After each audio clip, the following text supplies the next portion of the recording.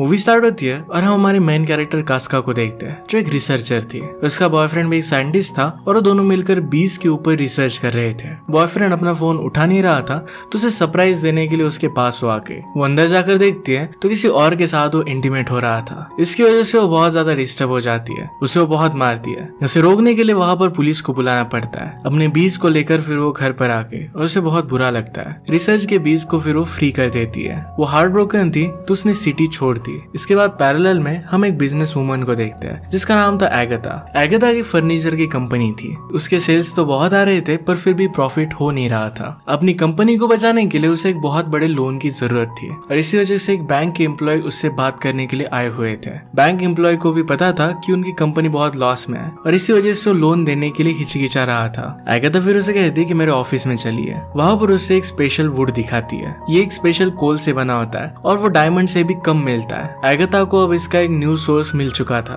उसके पास एक बहुत बड़ी डील भी थी 15 मिलियन डॉलर्स की। दुबई में इसे सेल करने वाली थी। इसके लिए फिर बैंक मैनेजर उसे लोन देने के लिए मान जाता है। वहां पर सिर्फ यही प्रॉब्लम थी कि जहां पर एगाथा को वुड मिला था वो लैंड अब तक उसकी थी नहीं। एगाथा की आधी कंपनी भी उसके ब्रदर की थी जिसका नाम था पैट्रिक। पैट्रिक एक एडवेंचरर था, हमेशा यहाँ वहाँ घूमता रहता था। अगर उसके पास पैसे नहीं होते थे तो लोगों से वो लोन ले लेता। आज ऐसे ही एक आदमी उसे लोन वसूल करने के लिए आया हुआ था। उसे कहता है कि तुम पर 10 मिलियन का कर्जा है। इस बात से पैट्रिक बहुत डर जाता है। उसे याद नहीं आ रहा था कि उसने लोन कब लिया था। उसके पास लोन पे करने के लिए बहुत ही कम टाइम था तो फिर वो अपनी सिस्टर को कॉल करता है। जब भी उसे किसी लोन की जरूरत पड़े तो हमेशा अपनी सिस्टर को ही कॉल करता है। नेक्स्ट सीन में हम दो फ्रेंड्स को देखते हैं। इसमें से एक का नाम था वैकस और दूसरे का नाम था जैड्रस। जो लैंड एगाथा बाय करना चाहती थी ये उन दोनों की ही थी। अगर दोनों मिलकर ये लैंड सेल नहीं करते तो एगाथा उनकी लैंड बाय नहीं करने वाली थी। वैकस की डॉटर उसके पास आती है और कहती है कि मुझे आपसे कुछ बात करनी है। वैकस कहता है कि हम बाद में बात करेंगे और उसने बात टाल दी।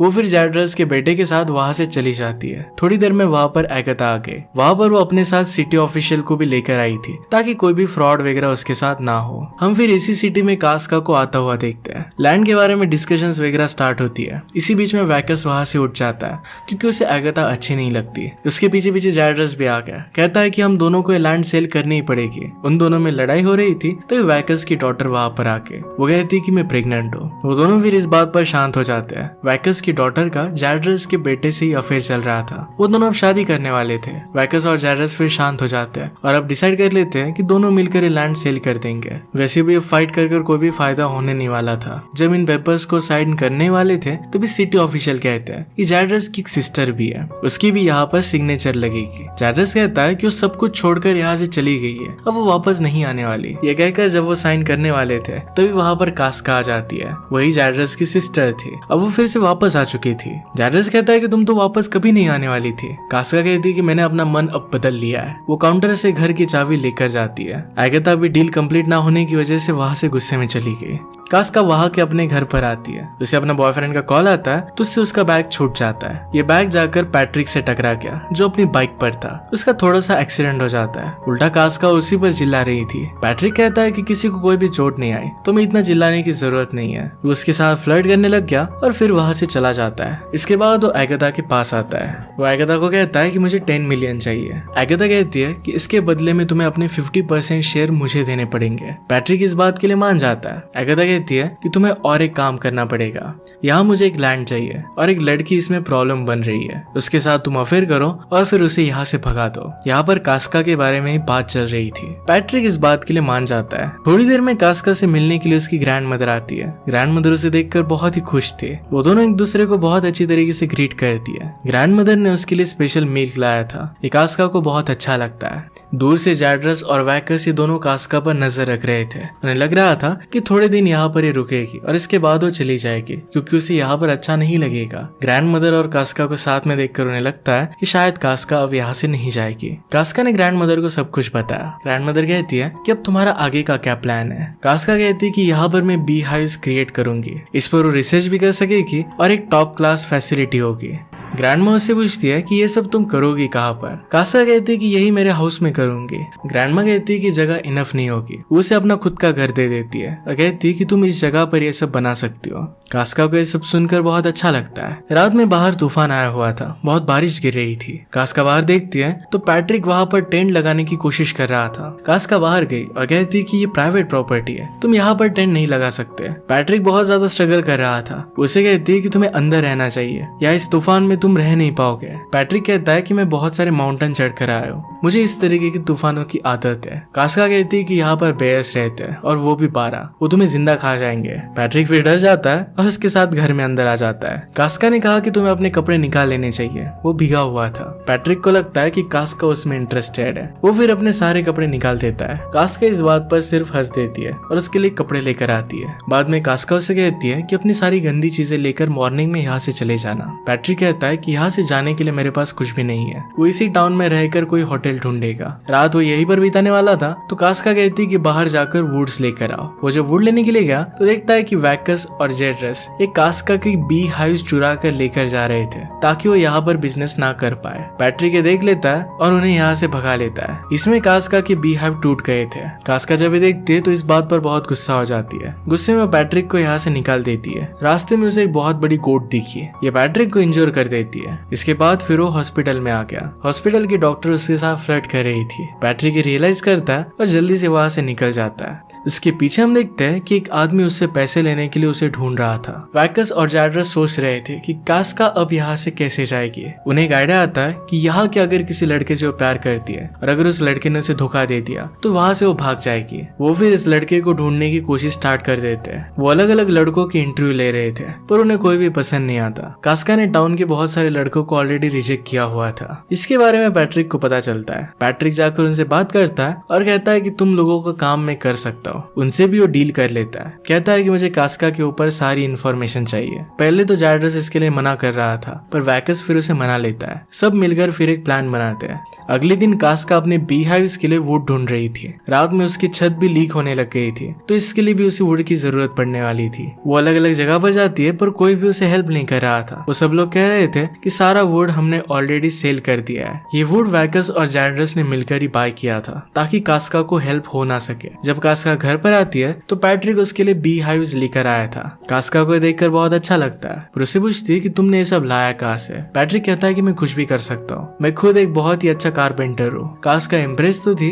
पर फिर भी उसे ज्यादा भाव नहीं देती है। पैट्रिक फिर खुद उसका रूफ अच्छी तरीके से फिक्स करने लगता है। ये करते करते वो नीचे गिर गया। कास्का उसे उठाकर बेड में लेकर आती है। पैट्रिक को फिर से लगता है कि कास्का उसमें इंटरेस्टेड है। वो जानबूझकर इंजर्ड होने का नाटक कर रहा था। कास्का ने बात देख ली। वो अपनी ग्रैंड मदर को बुला लेती है। दोनों मिलकर फिर प्रिटेंड करते हैं कि उसकी वो केयर कर रहे हैं पर उसे झाड़ू से बहुत मारते हैं। पैट्रिक बेचारा वहां से भाग जाता है। पैट्रिक पर उसकी सिस्टर भी बहुत प्रेशर बना रही थी। तुम्हारे पास बहुत ही कम टाइम है, जल्दी तुम्हें काम कंप्लीट करना पड़ेगा। पैट्रिक नदी के पास था और उसे फिर से वही गोट दिखती है। वो फिर से उसे इंजोर कर देती है। पैट्रिक फिर डॉक्टर के पास आ गया। डॉक्टर ने उसका इलाज किया। तभी वहां पर पैट्रिक से पैसे मांगने वाला आदमी आ चुका था। जल्दी से पीछे के डोर से पैट्रिक भाग जाता है। डॉक्टर बेचारी फिर से डिसअपॉइंटेड हो गई थी। डॉक्टर फिर उस आदमी को बिठा लेती है। इसके बाद नेक्स्ट सीन में हम देखते हैं कि पैट्रिक वैकस और जेड्रस से मिलता है। उन्हें कहता है कि उसे जरा प्रॉब्लम आ रही है पर वो स्लोली ये काम कर डालेगा। पैट्रिक कास्का के साथ करीबिया कैसे बढ़ा है इसके बारे में वो डिस्कस करते हैं। नेक्स्ट सीन में हम देखते हैं कि कास्का की ग्रैंड मदर के यहाँ पर वो सब मिलकर लीकर बना रहे थे। उसकी ग्रैंड माँ बहुत ही स्ट्रॉन्ग लीकर बनाती थी और ये बनाना इलीगल था। यहाँ पर वो सब लोग मिलकर बात कर रहे थे। डॉक्टर कहती है कि मेरे पास पैट्रिक आया हुआ था।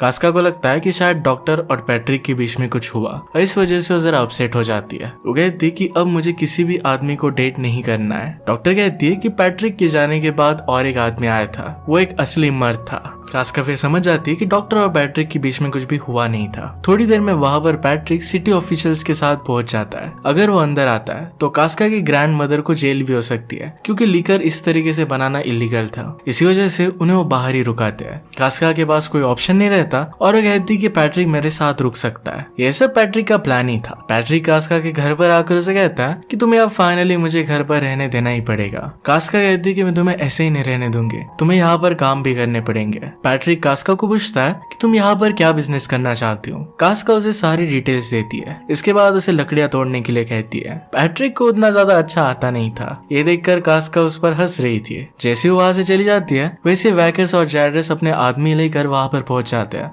और जल्दी से सारे वुड को कट कर देते हैं। थोड़ी देर में जब कास्का वापस आई तो इम्प्रेस्ड हो जाती है कि पैट्रिक ने इतना सारा वुड तोड़ा कैसे है। इसके बाद पैट्रिक खुद की बड़ाई करता है। अंदर रहने के बाद वो थोड़ा सा कुक करता है। कास्का को ये सब चीजें बहुत अच्छी लगती है। रात में उसके डोर के बाहर वो वाइन लेकर खड़ी हुई थी। वो नॉक करने वाली थी पर अपना माइंड वो चेंज कर लेती है।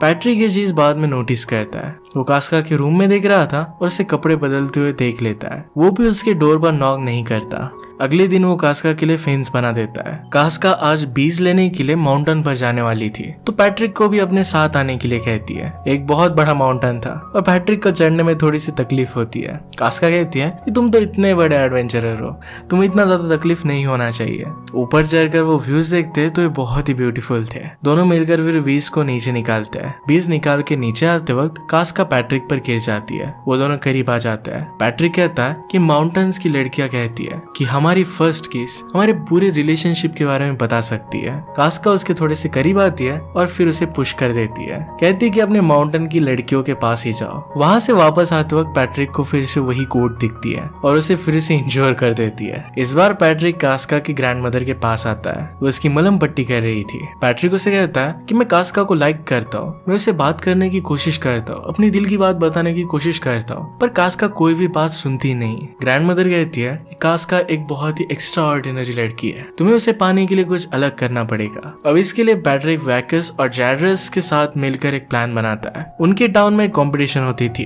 यहाँ पर वुड चॉपिंग होती थी और सब लोग मिलकर वुड चॉप करते थे। बड़े बड़े वुडन ब्लॉक्स लेकर इन्हें कैरी करना होता था और जो ये पहले कर ले ये जीत जाता था। इसमें लोग इंजर्ड भी हो जाते थे। इसी कंपटीशन में पैट्रिक हिस्सा ले लेता है। कास्का को इसके बारे में पता नहीं था। उसे देखकर वो सरप्राइज्ड हो जाती है। उसे रोकने के लिए जाती है। कहती कि ऐसा मत करो, इसमें तुम इंजर्ड हो जाओगे, तुम कभी भी इसमें जीत नहीं सकते।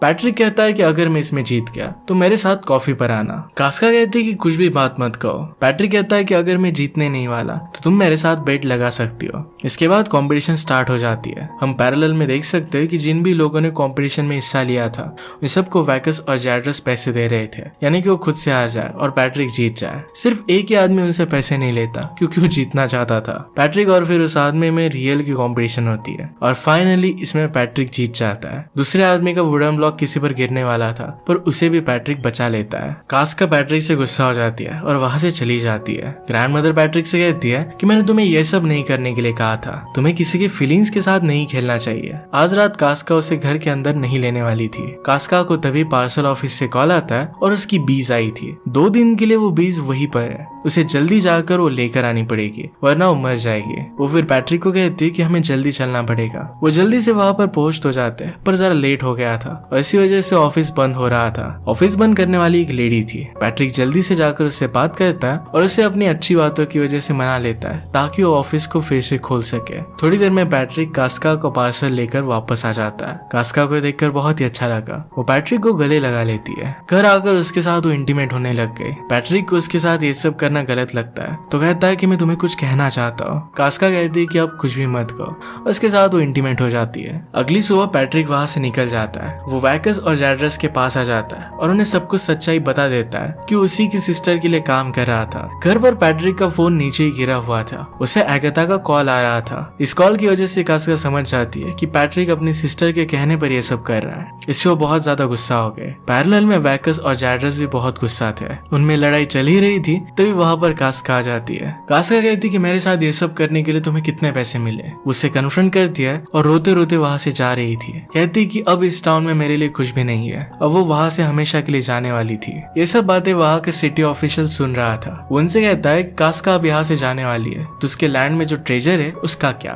उन सबको ट्रेजर के बारे में कुछ भी पता नहीं था। ये बात सिर्फ एगाथा ही जानती थी कि वहां का वुड ट्रेजर के बराबर है। वो फिर सिटी ऑफिशियल से सब कुछ उगलवा लेते हैं कि एक्चुअल में यहाँ पर चल क्या रहा है। अब इस वुड का पूरा कंट्रोल लेने का सब मिलकर एक प्लान बनाते हैं। वहां पर कास्का की ग्रैंड मदर भी थी। पैट्रिक उन्हें सॉरी कहता है। वो कहता है कि सारे गुंडे वगैरह ये सब मेरी सिस्टर ने मेरे पीछे लगाए थे ताकि उसका काम वो कर सके। वो भी अपनी सिस्टर के खिलाफ था। वो उन्हें सॉरी कहता है कास्का के साथ ये सब करने के लिए। और वो एक्चुअल में कास्का से प्यार करने लग गया। उसे वो धोखा नहीं देना चाहता था। पैरेलल में हम देखते हैं कि डॉक्टर और जो गुंडा पैट्रिक के पीछे था, उन दोनों के बीच में अफेयर हो जाता है। वो उसे जाकर कन्फ्रंट करते हैं। वो गुंडा फिर एगाथा के पास जाता है और कहता है कि काम अब कंप्लीट होने वाला है। इसके बाद हम देखते हैं कि वो सब मिलकर एगाथा के साथ मीटिंग करते हैं। उसे फाइनली कह देते हैं कि अब लैंड वो सेल करने वाले हैं। पैट्रिक फिर एगाथा से अपने 50% शेयर सेल कर पैसे ले लेता है। ये सारे पैसे वो कास्का की बी हाइव बनाने के लिए इन्वेस्ट करते हैं। जैड्रस कास्का को आकर सॉरी कहता है और वो फिर से फैमिली बन जाते हैं। इसके बाद नेक्स्ट सीन में हम देखते हैं कि एगाथा बैंक एम्प्लॉय को लैंड दिखाने के लिए आई हुई थी। वहां पर पैट्रिक पहुंच जाता है। पैट्रिक कहता है कि वैकस, जैड्रस और मैं मिलकर अब हमारी वुड की कंपनी स्टार्ट कर रही है। हम हमारा खुद का फर्नीचर दुबई के क्लाइंट को सेल करेंगे। एगाथा के पास कुछ भी नहीं है। बैंक अब ये सब बिजनेस करने के लिए डायरेक्टली पैट्रिक को ही लोन देने वाली थी। पैट्रिक ने ऑलरेडी दुबई के क्लाइंट के साथ बात कर डील फाइनलाइज कर ली थी। सब लोग अब बहुत ही खुश थे। नेक्स्ट सीन में हम देखते हैं कि जैड्रस के बेटे और वैकस की बेटी की शादी हो जाती है। कास्का को भी अब पता था कि पैट्रिक ने उसके लिए ये सब कुछ किया है। वो फिर उसके पास आता है। वो कहता है कि मेरे पास इस टाउन में रहने के लिए जगह नहीं है, क्या कोई जगह तुम्हें पता है? कास्का कहती है कि क्या तुम यहाँ पर सिर्फ थोड़े दिनों के लिए रुकोगे या फिर ज्यादा रुकने का भी कुछ प्लान है? पैट्रिक कहता है कि मैं हमेशा अब तुम्हारे साथ ही रहना चाहता हूँ। कास्का फिर उसे माफ कर देती है। वो दोनों एक दूसरे को किस करते हैं और अब एक दूसरे के साथ है। फाइनली उन दोनों के डांस के साथ ही मूवी एंड होती है। अगर आपको एक्सप्लेनेशन अच्छा लगता है तो प्लीज लाइक और कमेंट जरूर कर दीजिएगा। मैं बहुत सारी मूवीज लेकर आते रहता हूँ, तो प्लीज चैनल को सब्सक्राइब कर दीजिए और बेल नोटिफिकेशन आइकन दबाना मत भूलिएगा। हम फिर से मिलेंगे और इन मूवी के साथ। तब तक के लिए थैंक यू और आप अपने आप का ख्याल रखिए।